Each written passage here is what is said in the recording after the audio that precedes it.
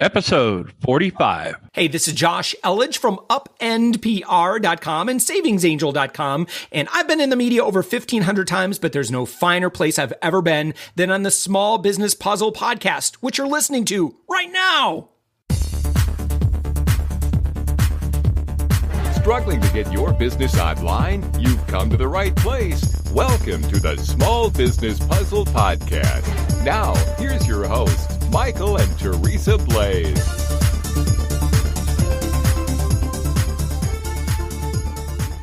Welcome to the Small Business Puzzle Podcast. I'm Michael, and I'm here with my wife, my business partner, and the love of my life, my wife, Teresa.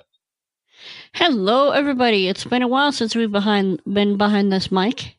Yep, it has indeed. We took a little time off for Christmas and so on and so forth. Hope your Christmas was bright. And just let's start off by wishing you a Happy New Year. Happy New Year. Can you believe it's 2018 already? That's scary.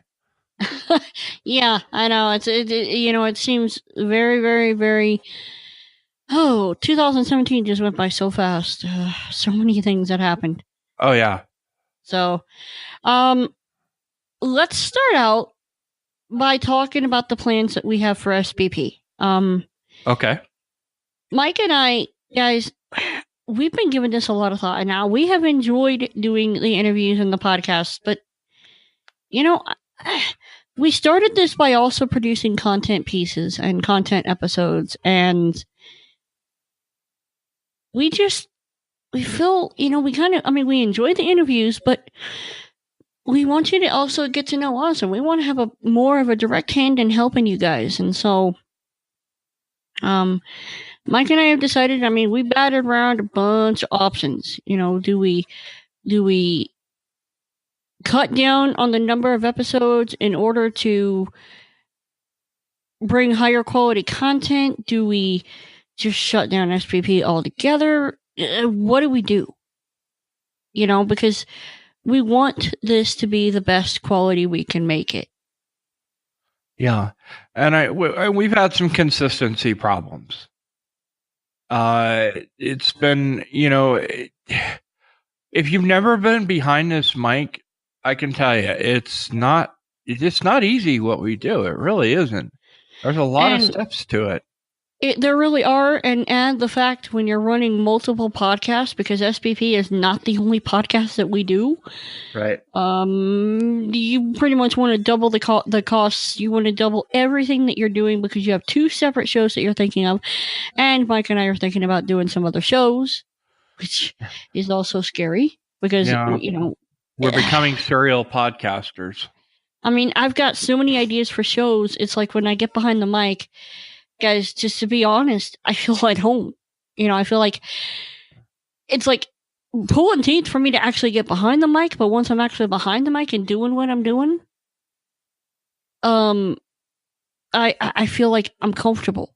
And so back to the original point at hand, what do we do with SPP? So here's what we came up with. One, we're going to keep to a weekly schedule, which means on our end, we're just going to have to discipline ourselves and make it happen. But two, we are going to cut down on the number of interviews that we do. Not that we don't enjoy doing them. In fact, we do. But like I said, we want to produce more content so that you get to know us and how we think a little better. So, we are going to do one episode a week like we were before. And then we are going to supplement that with one content episode a week. So, it will be 1 week we're going to have an interview, another week we're going to have a content episode. And if you have a suggestion for a better format, something that's... this is all about helping you. We're not doing this to benefit us. We're doing this because we want to help you. So if you have a suggestion on what we can do, you can reach out to us at sbppodcast at gmail.com, And or you can use the contact form at the website. And that would be spppodcast.com/contact. So, I mean, it just really comes down to, we are doing a lot of things behind the scenes. And we want to bring you the best value that we can. So, and also, if you guys have someone that you want us to interview, hey, I'm all for it. I got my ideas, but you know what? My ideas can sometimes get turned into nothing, And so, I want you guys just to do that. So I think, that's where we're at. Now we are going to be doing a few more things to kind of bring in, well, because we do kind of have to keep the lights on here. So we are looking at doing some things to keep the lights on, and we will be telling you more about them. But again, even if we do something like that, it will be strictly, we want to add value, okay? And I want to do things that are going to be good for you guys. Yes. So, if you guys have ideas, we're all for them. Just let us know what you want. Reach out to us. So, promise we don't bite. Much. Anyway, with that, Michael, let's move on to today's show, shall we? Absolutely. This one's kind of timely, actually, and Indeed. I think you're gonna really enjoy it. Good. Everybody has one big hurdle that they have to think about when it comes to the new year, and what would that be? Taxes. Tax time. Oh, how we hate taxes. I mean, come on. You're talking about doing the thing that's going to hand the government over more money. Well, maybe not. Well, so we interviewed Go ahead. We interviewed a gentleman named Craig Cody. Craig Cody is a certified tax coach, certified public accountant, business owner, and former New York City police officer with 17 years experience on the force. In addition to being a certified public accountant for the last 15 years, he's also a certified tax coach. And as a certified tax coach, Craig belongs to a select group of tax practitioners throughout the country who undergo extensive training and continued education on various tax planning techniques and strategies to become as well as remain certified. Within his organization, Craig has co-authored an Amazon best-selling book, Secrets of a Tax-Free Life. There we go. So, with all that, here's Craig. Enjoy. Good morning, Craig. Welcome to the Small Business Puzzle Podcast. Thank you very much for having me. Well, we're glad to have you. Thank you. So, Craig, I understand that you are a CPA and that your specialty is keeping your clients from having to pay excess taxes. Yes, I'm a CPA. I have a firm. We're based out of Manhasset, New York, and our goal is to help our clients keep more of what they make. That's awesome. I think we all can use that. So let me ask you this. If you had a group of our listeners in a room, let's say, okay, our group, our audience is podcasters, entrepreneurs, and small business owners. What piece of advice would you give them to have success in their business? It's really all about cash flow. And there's a couple of ways to increase cash flow, and that's, getting new clients, cutting your expenses, and one of your expenses is taxes. And I would look at doing some planning on the tax horizon to keep more of what you make. People spend a lot of time. I'm sorry. I'm sorry. Go ahead. People spend a lot of time researching cars, researching this, that, and the other thing that they're going to buy, but they typically don't spend any time doing any tax planning. That's a good point. it's kind of like having a business plan in a way. If you don't plan, then you're kind of leaving everything to the wind to see what happens. Exactly. And most accountants are really good at putting the right numbers in the right boxes, but they're really looking in the rearview mirror. Whereas when you're doing planning, okay, you're looking forward, you're being proactive, and you're looking for tax efficient ways to accomplish the same goals. Well, how do you do that, especially now that you're coming out of a previous administration whose tax policies are different from the current one? Well, you can only plan for what's today. My personal feelings are that there's not going to be a big change in the tax code. It would be wonderful if they dropped the corporate rate down to 15% and that applied to all different corporations. I don't see that happening. But as in always with the estate tax also, you just have to plan for what there is today and leave as much flexibility in your plan to take advantage of anything that may change. So if we do planning today at 33% rate and they wind up knocking the rates down to 15%, so now we're saving 15% on every plan that we have versus 33%. We're still saving 15%. Gotcha. Okay. So let's say that you have a new business owner. They're just opening a business. Let's say maybe, why don't we... A car dealership. Maybe let's get a little less complicated than that one. But we can ask that one in a second. Let's say just a consultant. Okay. So what would your advice be to that person? So here's what my advice would be. Typically what happens is, somebody's going to open up a business. They call their attorney and they say, I want to open up a business. And the attorney says, okay, you should form an LLC or you should form a corporation or an S corporation. And that's what they do. I would suggest you take your CPA and your attorney and you all have a conversation and you figure out, okay, the attorney knows what's going to be best for you for asset protection and liability protection, and the accountant should know what's going to be best for you for taxes. And if the three of you take a few minutes, you come up with the most efficient plan to accomplish all your goals versus one person doing it. Okay. Well, that's, I've heard that before, especially reading some of the Rich Dad Poor Dad materials when they've actually talked about this, and they talk about having a board of advisors, such as an accountant and so on and so forth. Exactly. You need to communicate, okay? And a board of advisors you're going to communicate with.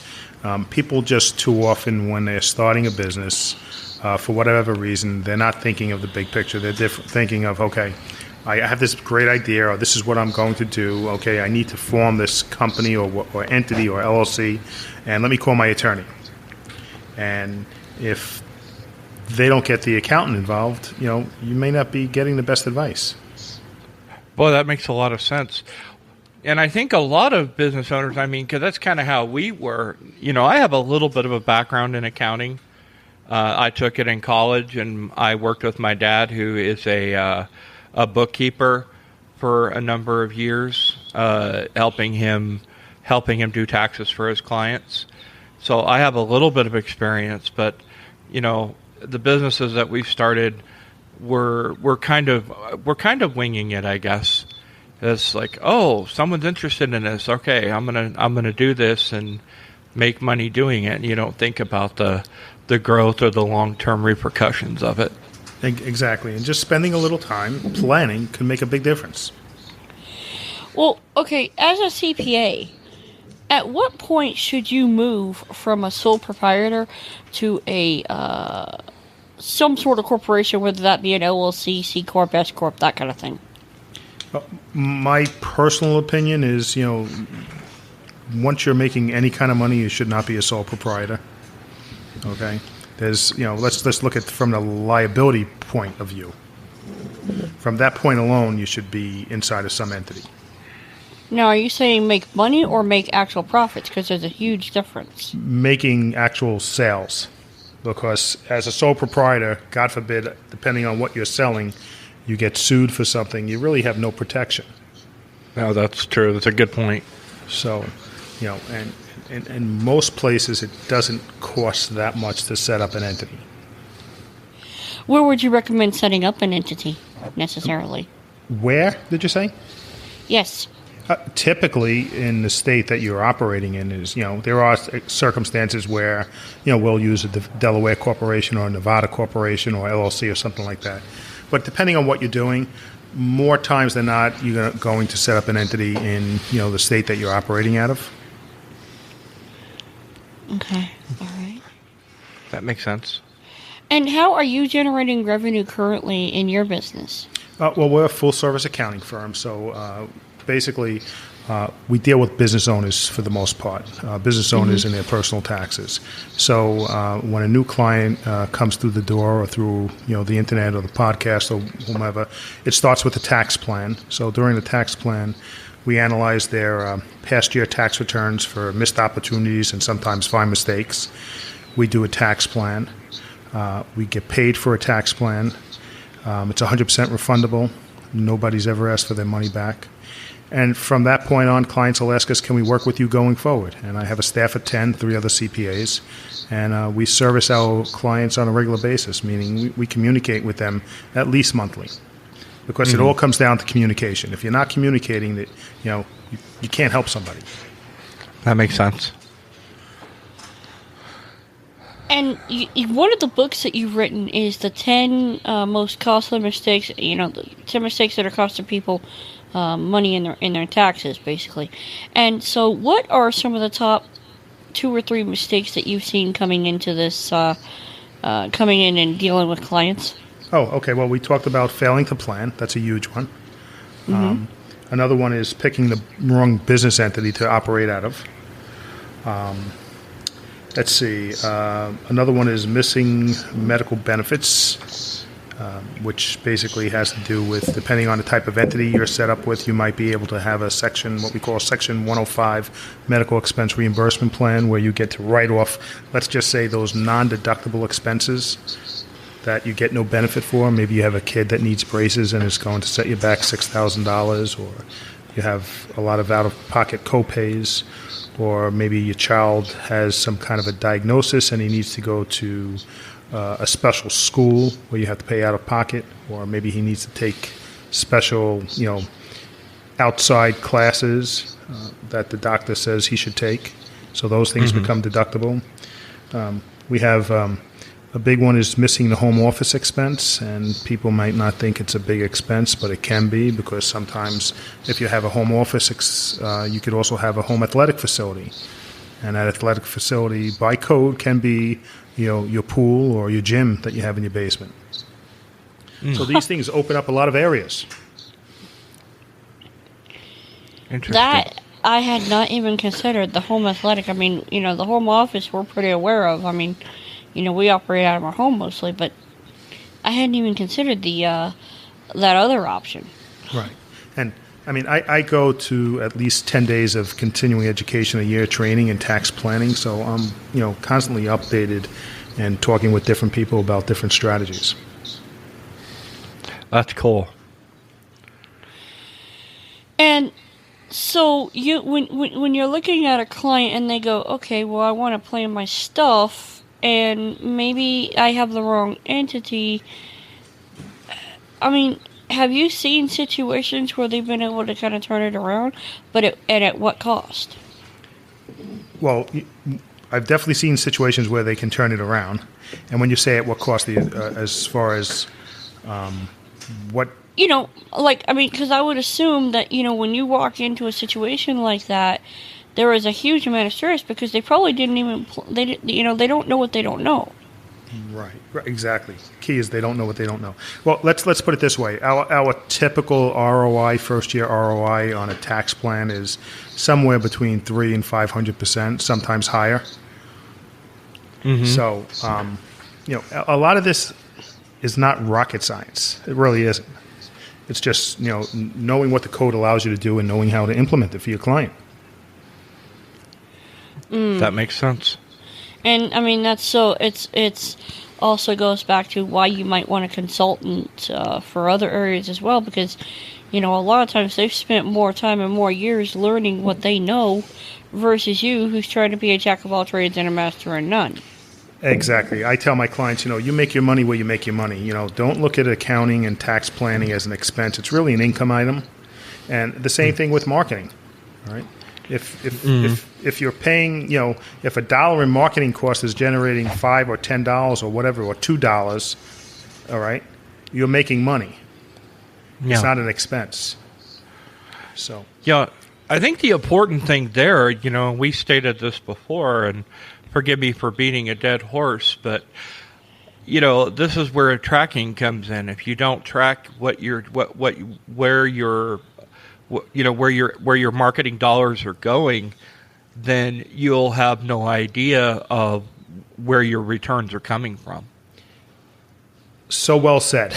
And it's amazing how many people don't track where their marketing dollars are going and what it's generating. And, we track it all. And wouldn't you say that that's kind of similar to the tax stuff? Because if you weren't keeping up with the code, I'm sure that code, especially the way things are going now with everything kind of shifting around and getting interesting, I'm sure it changes a little bit. And if you aren't tracking with it, then it's probably going to cost you. Right. Well, I mean, in our case, you need to know your client. You need to be up to date on what the rules are and the laws are, and you need to communicate. And the same thing when it comes to marketing. You need to be, what's changing on the landscape. You don't want to be a dinosaur. And if your focus should be doing your business, you should be outsourcing that stuff to somebody else. What is a law that has come into effect within the past year that businesses probably don't know about? A law that has come into, let's not say the last year, because usually they come in and they're not effective for a while. So there's been some changes in depreciation. Let's talk about that. Depreciation is when you buy an asset. You don't get to typically expense it right away. You have to take it. You get to expense it over its useful life. So in the last couple of years, there's been some changes, and they've brought in what they call bonus depreciation, and they've slowly but surely they're getting rid of bonus depreciation, which means you get to write off half of it up front, let's just say the first year, and then the balance over the useful life. And then over time, that is going to change where they're going to get rid of bonus depreciation. Now, why don't you give an example using a physical item, because some of our audience may not be familiar with what depreciation is. Okay, let's talk about. We'll keep it simple. Let's just talk about $1,000 copy machine. Okay. So you pay $1,000 for that copy machine, and under bonus depreciation, it says, okay, you could write off 50% of it the first year. Right. And then what's left is $500, and depreciate that $5,000, let's just say, over 5 years. So let's just say the first year you get to deduct $600. Okay. Whereas without bonus depreciation, without taking, Section 179, which is another way of writing things off into account, you'd only get to write off $200. Mm-hmm. So that's a very, very small example. So just to clarify, and tell me if I'm wrong, but just to clarify, then the whole idea of depreciation is to take an asset or a piece of equipment and understanding that the usefulness of that item decreases over time, and that way you can basically it's almost like planning for buying a new one, isn't it? Exactly. So when somebody does marketing for me, they send me an invoice, I pay them, I get to write that off today, the whole thing. If I buy that piece of equipment, I don't get to write the whole thing off in that first year. I have to write it off over, let's just say, 5 years. So equipment, you don't get the full write-off at the time you purchase it.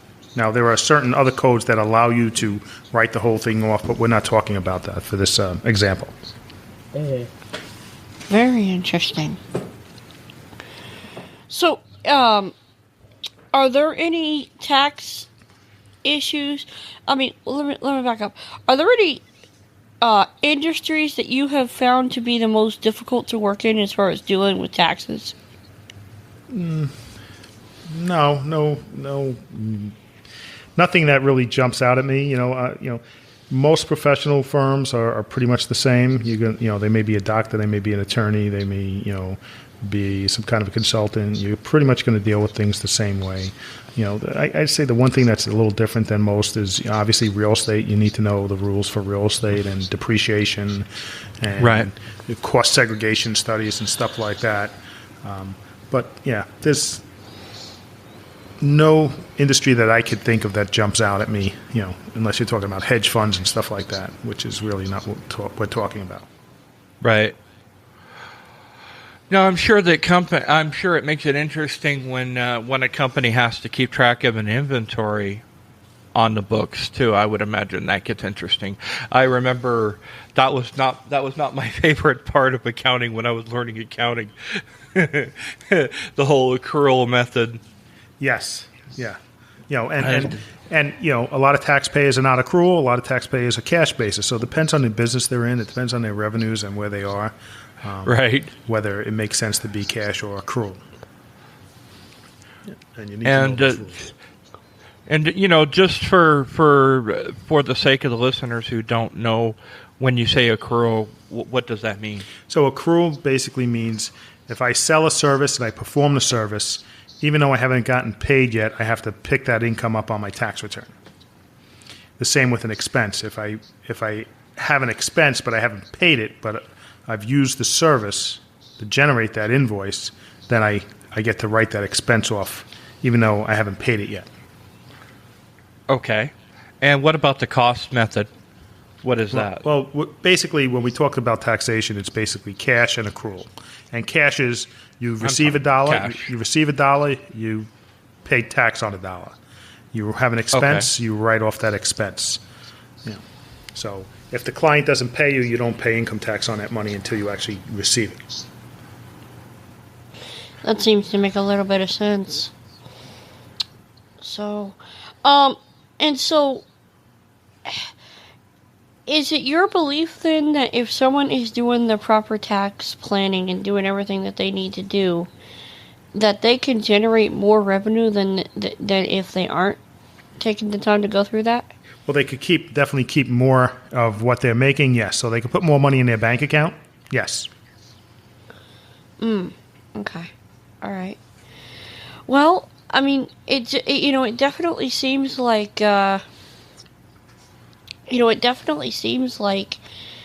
you have something of real value to offer our listeners. Now, do you have an offer that you want to make to our listeners? Yes. We are going to offer your listeners a free copy of my book, The 10 Most Expensive Tax Mistakes That Cost Business Owners Thousands. And we will give you the link for your show notes, but it is basically www.craigcodyandcompany.com/puzzle. And we'll give you that link, and they can actually fill that out, and we'll send them a copy of our book. Fantastic. That sounds wonderful. Well, Mike, if somebody wants to make a connection with you, what is the best way for them to reach out to you? They can call at 516-869-4051, or they can email at craig@ccodycpa.com. Fantastic. Well, Craig, it has been an absolute pleasure having you on, and hopefully we'll have you on in the future. If you happen to hear about any changes that you think would be useful to our audience, please, we'd love to have you back on for that purpose. Oh, thank you very much, and I appreciate you having me on. And to all your listeners, check out the book. Yep. Sounds great. Sounds wonderful. Thank you very much for coming on. Thank you. Have a great day. With that, I'm Michael. And I'm Teresa. And we're out. Day.